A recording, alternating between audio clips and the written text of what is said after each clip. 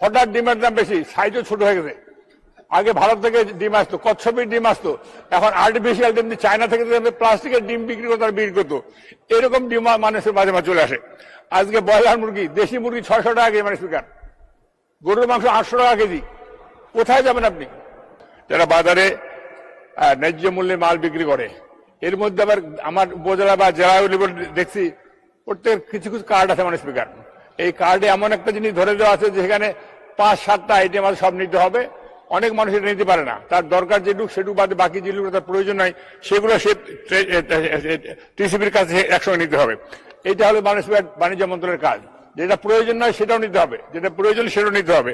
সেই জন্যই আজকে এই বিলটি যে নিয়ে এসছেন উনি, আমার মনে হয় যে এর থেকে যে উনি বাজার নিয়ন্ত্রণ করবার মতো কোনো আইন নিয়ে আসতেন, সিন্ডিকেট ভাঙবার মতো কোনো আইন নিয়ে আসতেন, এবং বাজার কিভাবে রোধ করা, ঊর্ধ্বগতি বাজারের মূল্য কিভাবে রোধ করা যায়, এরকম একটা বিল নিয়ে আসতেন জনস্বার্থে, তাহলে মনে করতেন যে বাণিজ্য মন্ত্রী ভালো কাজ করেছেন।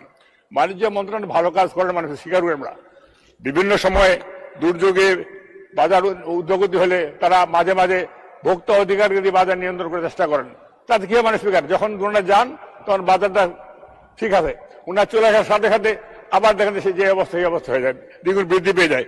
সেই জন্য মূল্য নিয়ন্ত্রণ করার মতো, দ্রব্যমূল্য ঊর্ধ্বগতি রোধ করার জন্য এবং সিন্ডিকেট ভাঙার মতো এরকম ক্ষমতা বাণিজ্য মন্ত্রণালয়ে আছে কিনা জানি, মানে স্পিকার। সেই জন্য বাণিজ্য মন্ত্রণালয়কে এমন একটি আইন করতে হবে যেখানে সিন্ডিকেট থাকবে না।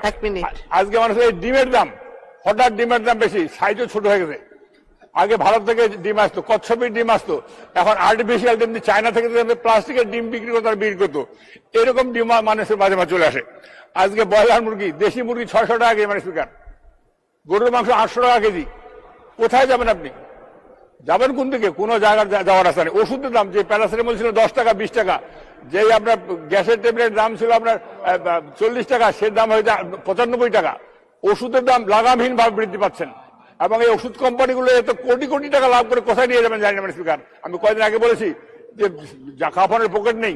এই ওষুধ কোম্পানিগুলো বিভিন্ন শুল্ক ফাঁকি দিয়ে বা শুল্ক কম দিয়ে বিদেশ থেকে র মেটেরিয়ালস নিয়ে আসে, ওষুধ তৈরি করে আমাদের দেশে এই দাম বেশি।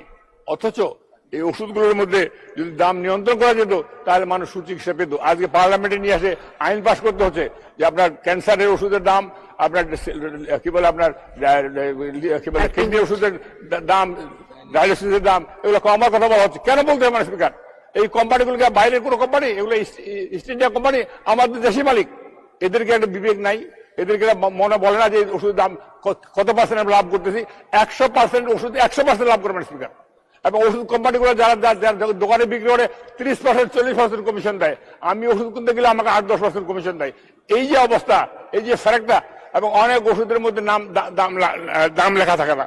সেই জন্যই আজকে বাণিজ্য মন্ত্রীকে অনুরোধ করবো, বাজার নিয়ন্ত্রণ করার ব্যবস্থা করেন, তাহলে জনগণ আপনাদেরকে যে আশায় নির্বাচিত করেছেন তারা আপনাদেরকে সমর্থন করবেন। না হলে এই বাজার ঊর্ধ্বগতির জন্যই মানুষের আজকে হাহাকার অবস্থা। আজকে আওয়ামী লীগের এত উন্নয়ন, এত কিছু কর্মকাণ্ড, তারপরেও এই বাজার নিয়ন্ত্রণ না করার জন্যই আজকে সেই সরকার একটা বিপদের মধ্যে আছেন। সেই জন্যই আমি এই বিলটি জন্মচাতে দিয়েছি। যদি মাননীয় মন্ত্রী গ্রহণ করেন আমি ধন্য হব। আপনার ধন্যবাদ স্পিকার।